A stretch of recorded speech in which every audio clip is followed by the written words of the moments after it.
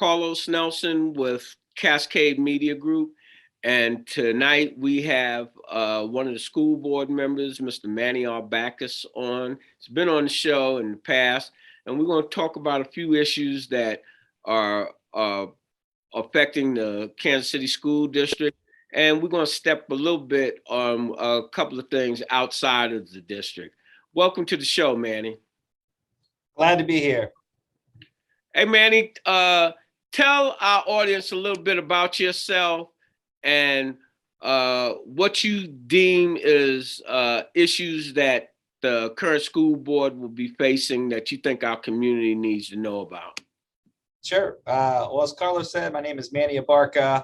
I'm the third sub-district representative now, representing a significant portion of the historic Northeast. As we go west, City Market, Columbus Park, most of downtown, most of Midtown, and some of the west side.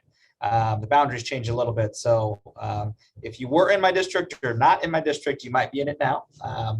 But yeah, I'm also the treasurer for the Kansas City, Missouri School Board, $350 million roughly budget annually. So yeah, those are your tax dollars at work. Carlos had mentioned some of the priorities going on right now. We're in the midst of budget prep, and so as I mentioned, $350 million. This is the public's opportunity to plug in, learn about our budget, what we do. Right, there's a lot going around the country talking about let's pay teachers more, let's expand our classrooms, let's expand pre-K. All of these things cost money, right? So we need to figure out as a community how we pay for that, how we prioritize whatever priorities you all want to see happen in our school district, and how we make our district as efficient as possible. And maybe that includes a bond initiative. We've not done a bond initiative in over 50 years. In other school districts around us regionally, a bond is what pays for our new football field, our new programs through our district, new classrooms, new buildings. We've not done one in over 50 years, and we don't have the highest property values.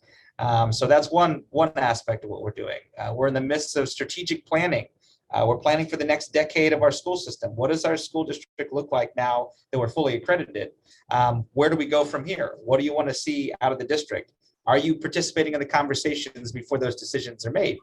Because I guarantee you, if we start closing some of your beloved school buildings, you're going to be mad then, but did you participate in the conversations now before we got there? And what do those buildings look like in the future? Are they just schools? Are they just open from 6 to 3 p.m. each day? What type of traffic do you want in our buildings after close? Are they more like community centers? Are they more like public libraries? Does the community plug in beyond just attending maybe a high school basketball game or to see a play? What are our schools doing for their extracurriculars? I think, Carlos, I came on here when I first ran and talked about the need for more robust extracurricular activities like bands and debate and these types of programs to supplement what already exists in our athletics operations. And for the first time in a very long time, the Northeast High School launched a marching band and a jazz band. East High School has a marching band now. Now we're talking small programs, but the instruments are purchased, and now it's about building the student base that are going to support the instruments that we've got. So I'll stop there because that's a lot just getting into that. But all that to say, plug into KCPS, fully accredited and ready to continue the momentum forward. So what are some of the challenges that you have right now with the district? We got to do a better job communicating. This is one of the biggest complaints that we've had, that I should say I have, from the school district, is we don't do the greatest job building at the community level. If you are not a parent of a student in our district, you don't always get the most information from us or the best accurate updates as to what's happening, right? So if you live down the street from a school, do you know what's going on in that school? Do you know what type of school that is? Do you know some of the community engagement opportunities that you could plug in, right? Everyone loves to live around a school, but just because you don't have kids in it shouldn't mean you don't have access to it. So we need to do a better job communicating what's going on now, as well as when we plan in the future. I want to touch briefly on this. I think I mentioned to you off camera about the election of these new school board members, and Sure. in my day, you spent about $500 to get elected on the school board, and it's my understanding. I don't know whether it was 2 terms or what, but about 100 and some odd thousand, 140, 130,000 to run for the school district, and it's a non-paying position, and I don't think our community really understands what's going on when you're paying that type of money to get elected. And as I see it from a media standpoint, you're looking at taking over a minority district, which is you're looking at taking over the budget, the direction the school is going, and all of that. So that's just a wake up for our audience, and let's keep it moving. Yeah, I mean, I think you kind of hit on the finer points. Special interests can get in anywhere if we let them. And I think that's what we saw most in the last school board elections is the opportunity to bring special interest into our races. We've got an election next April, and I think we need to start thinking about who we want on our school board and what the priorities are. Thankfully, our board has been pretty solid throughout that trial, but nevertheless, the interests are still there. How does that play out going forward? We do have a $350 million budget, one of the largest municipal, I guess, budgets locally, right? This is bigger than your normal non-for-profit situation. And there are interests in our state, especially state legislature, that want to break the district apart for whatever reason it is. So if you want public education to maintain its autonomy and its governance structure for the people, from the people, then we need to invest in it and make sure that we monitor who's playing in that system. I think you hit on a key point there. I want to do a shameless plug, as you were saying that our community needs to plug in more to what's going on. My plug is to, and I'm taking a shot at the Kansas City School District, that everybody doesn't go to your website, and you are a primarily a district of color, and we have been at Cascade Media Group have been covering the Kansas City School District since '08, and you've never done an advertisement, you've never done anything with us. And I think that those are the type of things that need to be addressed, because everybody's not going to go to your website, but we have a significant amount of minorities that come to our website, and the Kansas City School District's link to their website should be on our website so that they can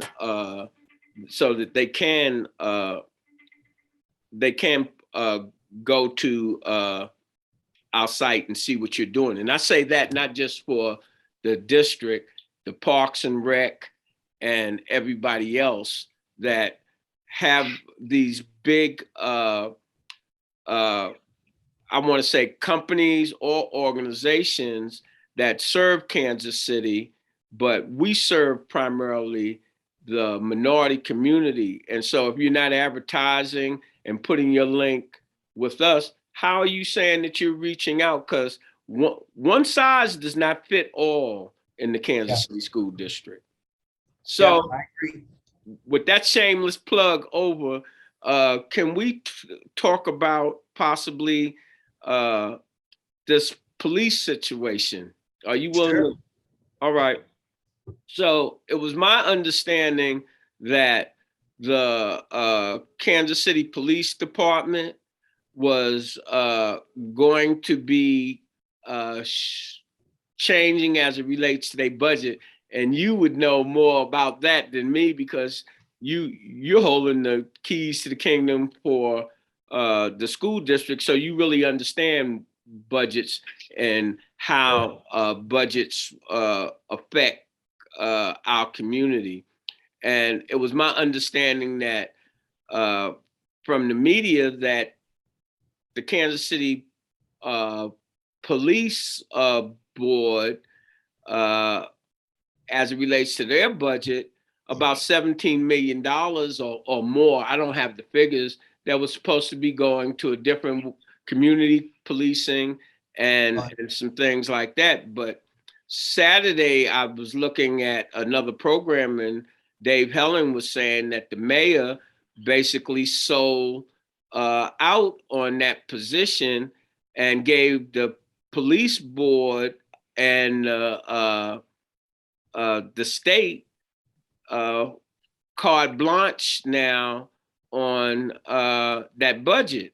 And I don't feel that our community really knows that, because what the community has seen over the last 6 or 7 months was the council voting to use part of that budget to do community policing. And my understanding, the mayor caved in and really set that police board issue or control of our police system from the state, which we're one of the only states in the United States that doesn't have control over their police. And my understanding with that cave in, that has set that mission back possibly a decade. Do you have any thoughts on that? Yeah, so I was intimately involved the last couple years as we've talked about realistic changes to the police department. From the early Black Lives Matter movement, trying to support the local activists that were here by engaging the Latino community to participate in that process and broaden the discussion about it not just impacting one community, but really impacting a lot of communities, especially communities of color in Kansas City. I was then a neighborhood association president of one of the largest neighborhood associations in the city. And we as a board addressed the issue and penned a letter to the mayor and others, the police board, citing that the chief needed to resign because we could not trust his leadership and the culture that was being developed and cultivated within the department. I still think those things are very true. I think as it relates to the change, now is the opportunity, more than any other opportunity in the past, to create a new environment, a new culture at KCPD. And as the public, we need to participate in that process again to ensure that we get an outcome that we're satisfied with, that we pay for as taxpayers, and that we can support within our communities. When it relates to the budget component, I think it gets very complicated with any budget, and this is something that I've learned as the treasurer itself. So every organization entity has its budgeting processes, and it's important for the community to understand how those work because they're not always the same, right? Just because Kansas City budgets this way doesn't mean Blue Springs does. Just because Kansas City Public Schools budgets this way doesn't mean Lee Summit does. So we have to understand those processes to know how the mechanisms work, to know how we can play in that system, right?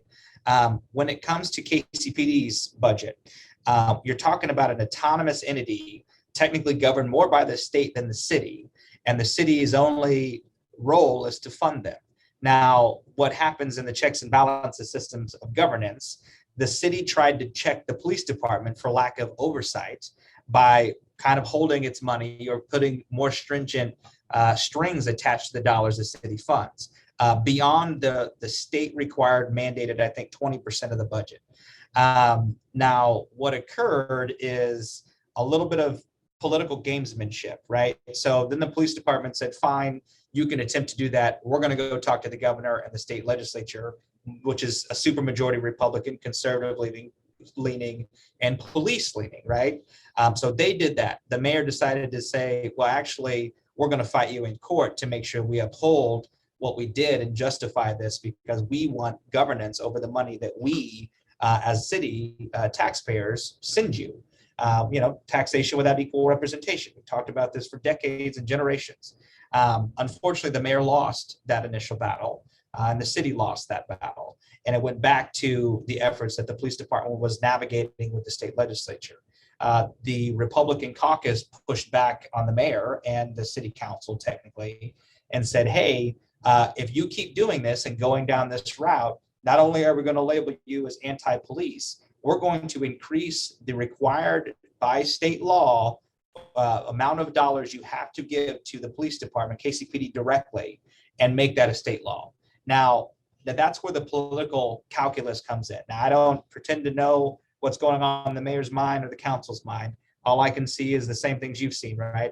I saw up to date, and I've read some of the articles and have some political understanding of the movements of Jefferson City. Now, the mayor decided to back off of that initial withholding up the dollars or stringent requirements tied to the dollars that the city is going to transfer over to KCPD because of likely fear that the state legislature is going to pass legislation that would make things even worse. So I don't know to say that the mayor backed off because he's cowardice towards the police efforts, as much to say that perhaps he backed off because he knew that the state legislature was going to come beat us down worse than what we had it before. The real issue here is local control. We need local control. With local control, we have local control of the budget as well. So that's the key issue here, not the distraction of much else. Chief is out. We'll get a new chief, but we need to make sure that we have local control to truly control our police department. Oh, I think you're on mute.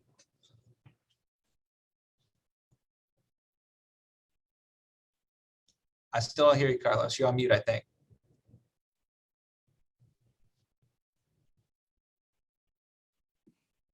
All right, I'm taking another shot at the mayor with my 30-yard six. Go ahead. One thing, I'm glad that you came on the show because you just gave me a different perspective to a degree, more information. Information applied is power. As you said that I didn't know anything about the state talking about they getting ready to change this or change that, because from my perspective, it was like they came at the mayor, they were suing him personally or trying to come at him personally to a degree. And they had threatened not to support his candidacy and all of that. All right. So that was where I felt he was backing down. But now that I have more information, that might not even be in the picture. He might be trying to plays together. Right. He might be trying to do the less of two evils, I would say. So yeah. Let me give a mental apology for thinking without having all the information, as quite a few of us do. Jim Watt says, Carlos, stop popping your umbrella. And it's not even raining. I understand. Yeah. So what's going on in the Latin American community per se? Sure. There's a lot going on within the Latino community of Kansas City. I don't pretend to speak for everyone by any means, but sadly, I'm the sole Latino elected official in the Kansas City, Missouri area. Let's talk about that. I am the cutoff king. Yeah. So how do you feel about that? It's heavy. And to be honest, I mean, it is a heavy burden for any one person, not just me. I think for any one person, it is heavy to carry that load. We are a multi-diverse, multi-dimensional population of people. The issues of the West Side, or the historic Latino West Side, is not always the same as the issues of kind of the new Americans in the Northeast. And I have the challenge of trying to represent all of it, right? And so, not to mention, then you've got people that are, like my parents or my generation, who are fourth or fifth generation Mexican Americans, or put in your blank country - Americans who have been here for 3 or 4 generations, who have assimilated a lot, and maybe even distant, right? These are some of your Latino for Trump people who have navigated away from a traditional mindset, or what would be placed on them, I guess, mindset, and don't always align with the pro-immigrant kind of low-income area. It is a multi-dimensional community. We've not had a city council member in, I think, 20 years at least. Since Bobby? So Michael Hernandez was the last city council member, but Bobby was the one before that. And we've only ever had 2 in the history of Kansas City, 2 Latinos ever elected in the history of Kansas City. When it comes to the county, the last person was legislator Teresa Garza Ruiz. That was over a decade ago. And so And then we've had a lot of success in the Kansas City Public School Board before this last election, which split up some of our district. We've had 5 or 6. But again, we're talking about in the history of these organizations. I think when I did my history on KCPS, it was 9 Latinos ever to serve since the founding of the Kansas City Public School District back in the 1800s. So only 9 ever. Tell me this. Do you think it's a reluctance of Hispanics to run for office, or have they run and not gotten traction? What do you see as the biggest obstacle to increasing people that look like you and me into these offices and such? Let's talk about KCPS first, because that's where I have the most experience here. I ran for state rep one time, and we can talk about that too. But for KCPS, the process is incredibly challenging to get on the ballot for anyone. You had to collect 250 signatures to 500 signatures by design, by state law. Only KCPS and St. Louis schools have to conform to these standards. You have to collect 250 to 500 signatures between, I think it's December 23rd and January 10th or something like that. So this narrow window of time between 2 major holidays that no school is open in, you have to collect signatures in your 2 urban school districts by state statute. So they're intentionally making the selection process for KCPS and St. Louis board members difficult to limit and get rid of your quality candidates. No one wants to do that. That's extremely hard. So that's one challenge. The second is this is an unpaid position. I dedicate probably 20 to 30 hours of my time, usually in the evenings or early mornings, before and after work, to the Kansas City Public School Board. Now, I volunteer to be an executive member, so I work a little bit more because of those things, and I'm on multiple committees, but I'm extremely privileged for being able to do that, both for my family's sake, from my employment side. I am extremely privileged to do that. Not everyone can, right? Some folks need to work for a living or be with their families if they're not working.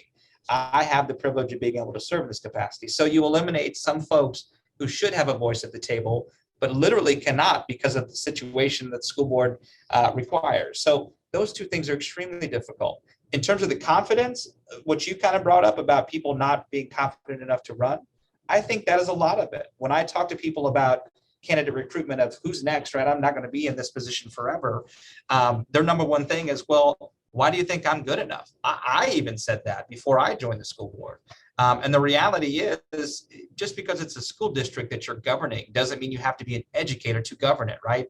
My mentor told me, he said, actually, you're the perfect person to govern a school district because we got teachers to teach. We got principals to be principals. We got administrators to be administrators. There's no one from the community that is in our schools that's telling us what we have to do. And that's what you're going to do as a board member. And I said, well, I didn't think about it from that perspective. It is a fair perspective and point to have it as part of the voice. Let's give a shout out. You said my mentor. Who the hell is that? So Gilbert Guerrero, unfortunately, Gilbert passed away a long time ago. Gilbert was one of the initial founders of the Alta Vista Alternative School, which was founded in the 90s because he felt, and others within the Latino community, mostly in the West Side, that Kansas City Public Schools was not serving the Latino community. So all the kids who were dropping out of the school system, he collected them all up, put them in a building, and got them their GEDs or high school equivalency. And so from that, then was the growth of what is now the Guadalupe Center's charter school. So Gilbert initially recruited me to serve on the board for the charter school for GCI, and was one of the encouragers of me to jump in any race, but most certainly my race for school board.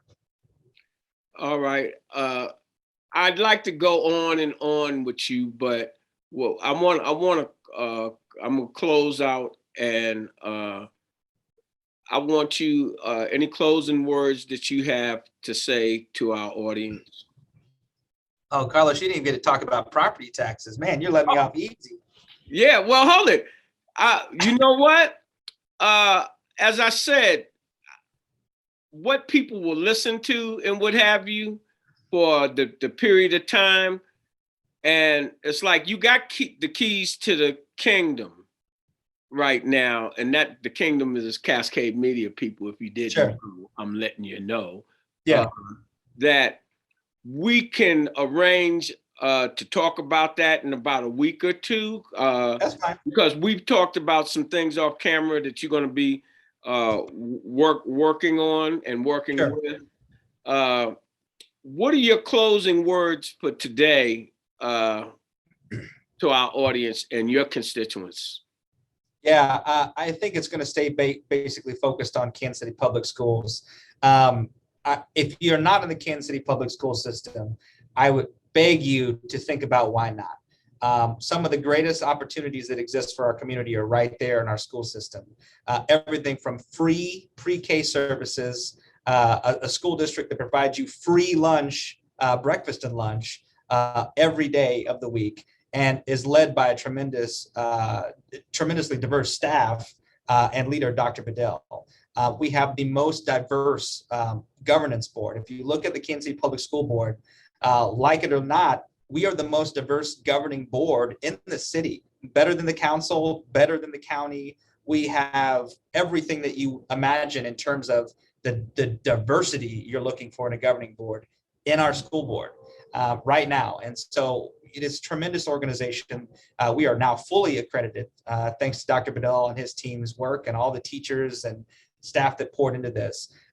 We're tremendously proud of that. So if you're not in KCPS, I ask you, why not? Think about it. Go back and really do some soul searching, because we're in the heart of enrollment season.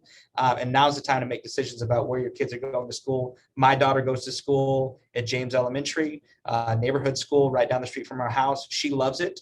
And I would encourage everyone to plug in. The last thing I'd say is, if you don't follow Manny for Kansas City yet on Twitter or on Facebook, be sure to get involved, because there's a lot going on with me personally. I'm going to take the next step and hopefully join the Jackson County Legislature to take the skills that I've learned at the school board onto another governing body to help make changes within our community. So I appreciate the time, Carlos. And as always, it's fun to be on Cascade Media. I love the challenging questions, and I always look forward to having these deep conversations. I'm giving myself a shameless plug now. You said that your daughter went to James. I started the Cub Scout program in the Kansas City School District at James when Don Maxwell's wife was the president. I meant to say was the principal there. Oh, wow. And that was years ago. But as we always say, and I'm stealing Jim Watts' line on this, it was a plum pleasing pleasure to have you on the show. And now I'll go into my rendition. When you invest in your community, you're really just investing in yourself. Good night. The program is brought to you by the Kansas City Business Association.